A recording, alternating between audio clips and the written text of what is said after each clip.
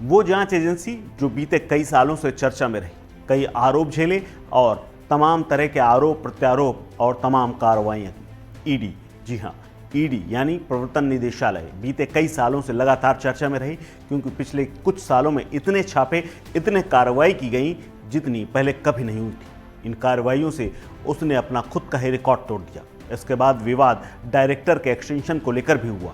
हालांकि अब संजय कुमार, जिन्हें बार बार केंद्र सरकार एक्सटेंशन दे रही थी, उनका कार्यकाल पूरा हो गया है और ईडी को नया डायरेक्टर मिल गया है। हालांकि खास बात यह है कि प्रवर्तन निदेशालय को फिलहाल कार्यकारी डायरेक्टर मिला है, वो भी राहुल नवीन कुमार के नाम से।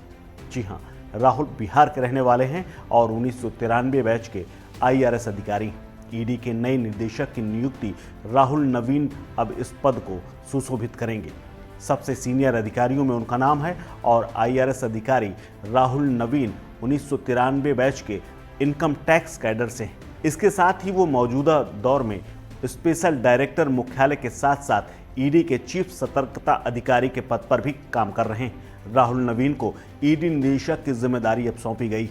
बता दें कि ईडी के डायरेक्टर रहे संजय कुमार मिश्र का कार्यकाल 15 सितंबर को खत्म हो गया और संजय कुमार की जो नियुक्ति थी साल 2018 में केंद्र सरकार ने की थी और ईडी निदेशक का पद उन्होंने तब संभाला था। उसके बाद उन्हें कई बार विस्तार दिया गया। संजय कुमार 1984 बैच के IRS अधिकारी हैं और उनका कार्यकाल 18 नवंबर 2023 तक पहले निर्धारित था, लेकिन उनके तीसरे सेवा विस्तार को लेकर सुप्रीम कोर्ट में चुनौती दी गई थी और सुप्रीम कोर्ट ने आखिरकार 11 जुलाई को केंद्र सरकार को फटकार लगाते हुए इस नियुक्ति और इस एक्सटेंशन को अवैध करार दिया था और 31 जुलाई तक पद छोड़ने का निर्देश दे दिया था। लेकिन केंद्र सरकार ने एक्सटेंशन देकर उनका कार्यकाल बढ़ा दिया। हालांकि शीर्ष कोर्ट ने बाद में 15 सितंबर तक उनका कार्यकाल बढ़ा दिया था और उसके बाद उन्हें एक्सटेंशन और किसी भी मुरव्वत से इनकार कर दिया था। लेकिन अब उनका कार्यकाल पूरा होने के बाद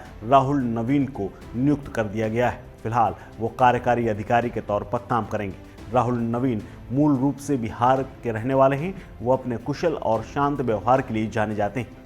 इनके बारे में तो जांच एजेंसी में ऐसा बोला जाता है कि वो खुद बहुत कम बोलते हैं, लेकिन कलम चलाने में बेहद माहिर हैं। उनकी कलम और उनके कानूनी तरीके से कामकाज को कोई भी समझ नहीं सकता है। यूँ तो वो बहुत सुलझे हुए हैं, लेकिन कलम से बेहद सख्त और तेज तरार अधिकारी माने जाते हैं। कहा जाता है कि उनकी लिखी हुई बात को कोर्ट में शायद ही वकील काट पाते हों और उनके तर्क उनके कलम के सामने अधूरे और बौने पड़ जाते हैं। अब देखना है कि राहुल के इस कार्यकाल को लेकर आगे कैसी कैसी कार्रवाइयाँ होती हैं और आने वाले समय में जिस तरह का पिछला रिकॉर्ड रहा है ईडी के डायरेक्टर के ऊपर आरोपों का, क्या राहुल नवीन उससे बच पाते हैं या नहीं। और खासकर विपक्ष, जिसमें कांग्रेस समेत अन्य दल जिनके ऊपर कार्रवाइयाँ हुई हैं, उन्होंने हमेशा ईडी को निशाने पर लिया है। क्या उस निशानेबाजी से और वो राजनीतिक आरोप प्रत्यारोप के दौर से राहुल नवीन कितना निपट पाते हैं,